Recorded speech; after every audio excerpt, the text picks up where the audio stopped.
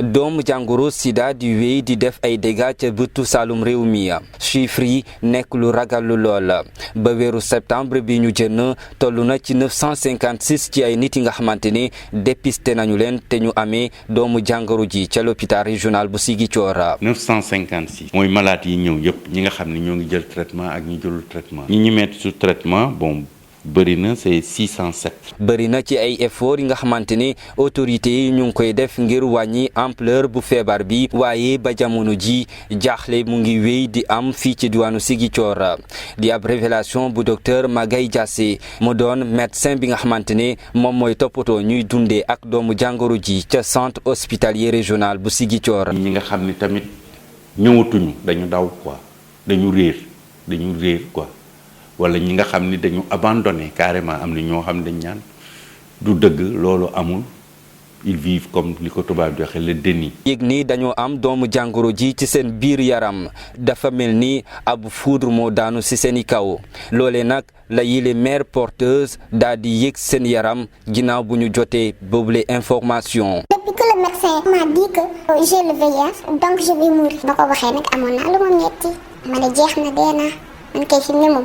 dootuma dundati sama li ma desee xalaatuma woon leen sama doom laa njëkkoon xalaat ak sama yaay. même su fekkente ne xam nañu ni ñu ngi dundee ak doomu jàngoro ji depuis ay at yu bëri ci ginnaaw yi les mères porteuses am nañu ab jafe-jafe ngir xamle ko seeni famille loolee nag ragal rek ndax ñu répudier leen ci biir seen famille. nga gis koo xam ne mu ngi dund ak moom ñu ngi koy bund xatal ci kër. ca Ziguinchor ñi nga xamante ne ñoo amee doomu jàngoro bi ñoo ngi leen di regrouper ci benn association boobule association sax di faciliter seeni réinsertion ca vie quotidienne ba. ba ma demee jour boobu laa li nekkoon sama xalaat sama bopp bi yëpp dafa wàcc jour boobu parce que dama fa fekk samay père fekk fa ñi nga xamante ne mosuma woon xalaat ni ñooy ñi ngi dund ak doomu jàngoro bi. depuis lu yàgg lool prise en charge bu maladie nekk ab jafe-jafe bu mag a mag ca région bu Ziguinchor loole nag li ko waral moom mooy panne bu appareil bi nga xamante ne moom mooy tax ñu xam quantité de virus yu nekk ca deret maladieux. Il y avait un ici dans notre hôpital mais ça a fonctionné une seule fois mais depuis lors ça ne fonctionne plus.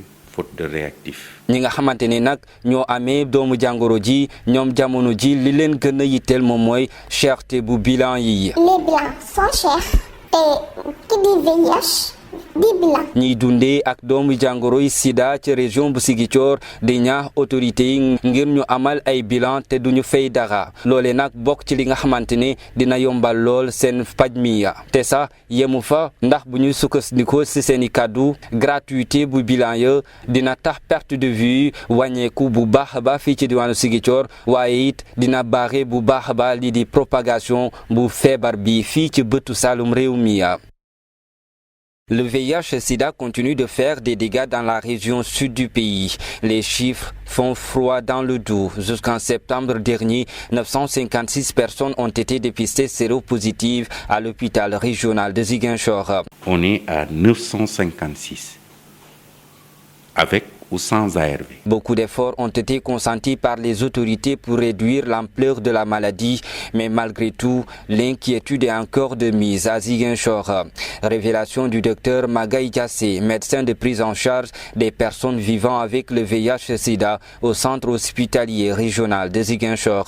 Jusqu'à présent, ça inquiète quand même, surtout ceux qui sont dépistés et qui ne prennent pas de traitement, ou bien ceux qui ont commencé le traitement et qui ont arrêté. Être informé pour la première fois qu'on a le virus du sida dans son sang ressemblerait à une foudre qui tombe sur soi.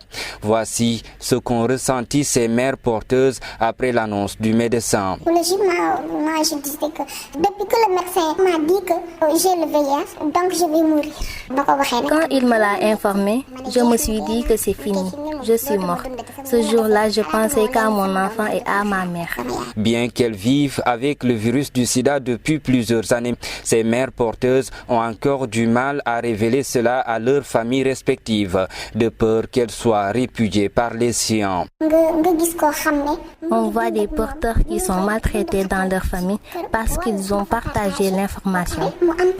À Ziguinchor, les porteurs du VIH sont regroupés en associations. Celles-ci leur facilitent leur réinsertion dans la vie quotidienne. Heureusement qu'ils m'ont mis en rapport avec l'association. J'ai participé à la première activité et j'ai vu que donc c'était pas moi seule.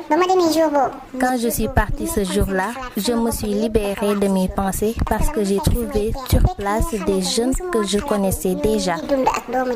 Depuis longtemps, la prise en charge des malades reste une véritable problématique dans la région sud.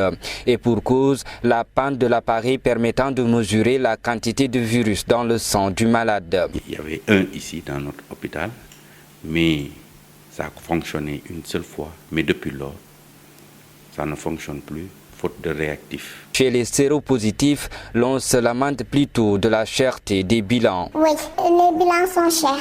Oui. Si on avait la gratuité, ça nous fera du bien. Parce que qui dit VIH dit bilan. Les malades du sida de la région de Ziguinchor plaident auprès des autorités pour la gratuité des bilans afin de leur permettre de suivre facilement leurs soins.